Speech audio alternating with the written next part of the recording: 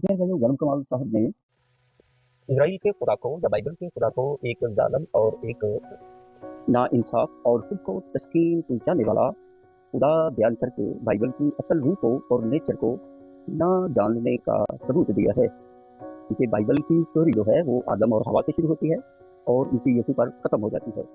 यानी इसराइल के तमाम नबियों और तमाम खुदा का जो मंसूबा है वो उसी यीशु पर मुकम्मल हो जाता है।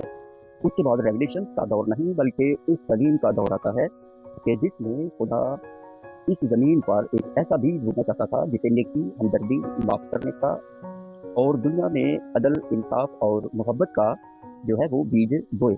और वो शरफ इसी यीशु को हासिल हुआ। इसी यीशु को आदम का जो है वो खिताब मिला, जबकि इसी यीशु आदम नहीं थे। जिस्म के लिहाज से, लहू के लिहाज से कहा गया है।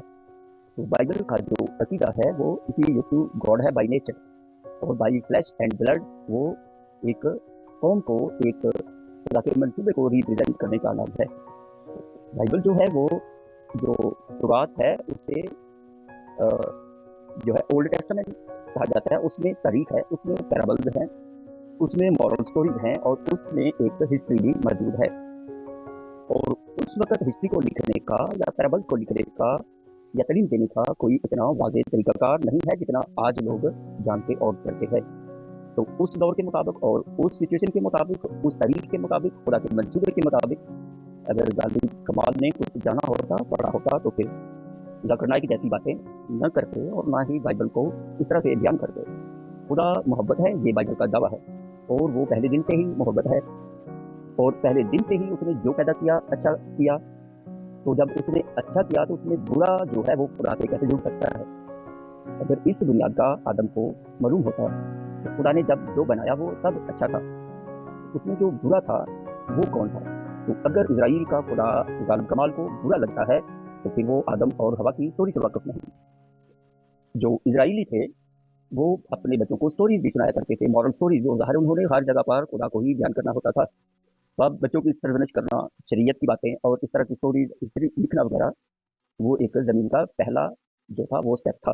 खुदा को प्रीच करना, खुदा का असल जो पिक्चर है वो दुनिया तक जो है वो फैलाना। इसलिए खुदा ने एक ही कबीले को या एक ही इंसान के खून या ब्लड लाइन को चुना, ताकि वो उनमें से ऐसे लोग पैदा करे जो मईशत को भी जानते हों, जो डिफेंस को भी जानते हों, इंसाफ करना भी जानते हों और मिरेकल्स करना भी जानते हों, ताकतों को वो चैलेंज करना भी जानते हों, लेकिन जानते खुदा के मंसूबे के मुताबिक हों। क्यों इसराइलियों को खुदा छोड़ देता था? क्यों इसराइलियों को खुदा सज़ा भी देता था? क्यों इसराइलियों को खुदा ने इतने पैगंबर भी दिए? तो खुदा एक लविंग गॉड है, इसलिए उनकी फिक्र भी करता है।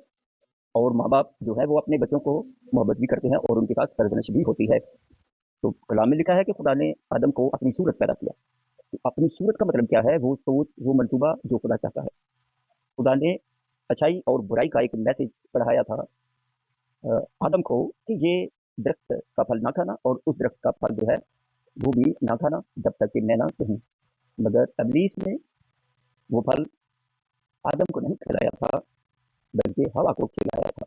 और इब्लीस ने क्या अपनी फौजों में आकर दावा किया कि उसने आदम को हरा दिया, उस आदम को जिस आदम को खुदा ने मेरे ऊपर हाकम बनाकर भेजा और मुझे सजदा करने को कहा। तो ये पहला झूठ था इब्लीस का। तो इब्लीस जो है वो बुरा है, खुदा के नाम पर करता है। तो क्या उसकी तासीर जो है वो गालिब कमाल में नहीं? गालिब कमाल सच भी जानता है, लेकिन उसको झूठ बनाना और खुदा की तौहीन करना अच्छा लगता है, तो खुदा को इससे भी कोई एतराज नहीं। लेकिन जब दूसरों की बात आती है तो फिर उसका इख्तियार भी खत्म हो जाता है और फिर वहाँ खुदा जो है वो अपना अदल करता है और इंसाफ भी करता है। तो आदम को क्यों खुदा ने जो है वो सजा ना दी और इब्लीस को क्यों खत्म ना किया? उसकी वजह वो कानून था जो खुदा ने उसे सिखाया था। क्योंकि बुराई का फल जो था वो आदम को कहा था ना खाना, मगर हवा के लिए खुदा ने एक रखा था चॉइस। तो हवा ने खाया, इब्लीस ने अगर मुकाबला करना था, खुदा से बड़ा होने का दावा था उसका, और खुदा को और आदम को उसने काम समझा, तो फिर ये काम वो आदम से क्यों नहीं किया उसने? तो इसलिए जो गलत है वो खुदा के लिए आज भी गलत है, जो गुनाह है खुदा के लिए आज भी गुनाह है। लेकिन क्योंकि आदम ने वो फल फल खाया और इसकी तासीर उस फल में शामिल थी, वो थी झूठ की और फरेब की, क्योंकि खुदा को भी फरेब देने की कोशिश की थी आदम ने इब्लीस का नाम दिया होता, हवा ने उसका नाम दिया होता, तो खुदा उसे जरूर उसी वक्त पकड़ता और सजा देता।